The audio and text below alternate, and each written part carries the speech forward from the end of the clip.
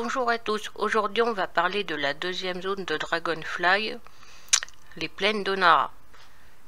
Suite à notre aventure sur le rivage de l'éveil, les pierres de l'éveil du vol noir et du vol rouge ont été restaurées. Ces pierres servent à redonner leur pouvoir aux aspects draconiques.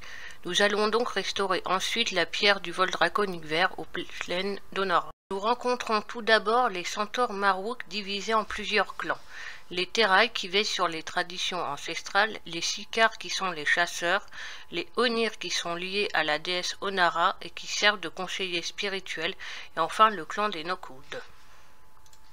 Un peu plus tard, on nous fait part d'une vision d'Onara retenue prisonnière, ce qui est le signe d'une trahison de l'un des membres des clans centaures. Nous assistons ensuite à la réunion des clans, mais on se rend soudainement compte que le Khan Balakar, le chef du clan des Nokoud, refuse l'union entre les centaures et les dragons du vol vert, déclarant la guerre aux autres centaures et aux dragons verts en tuant l'émissaire du vol vert. Il enchantera à l'aide de l'Ève de la nuit Corolette le corps des centaures pour appeler les dragons verts et ainsi utiliser des armes contre eux. L'un d'eux sera blessé et nous allons donc expliquer au vol vert ce qui s'est passé afin de leur dire que tous les centaures ne sont pas impliqués dans la trahison.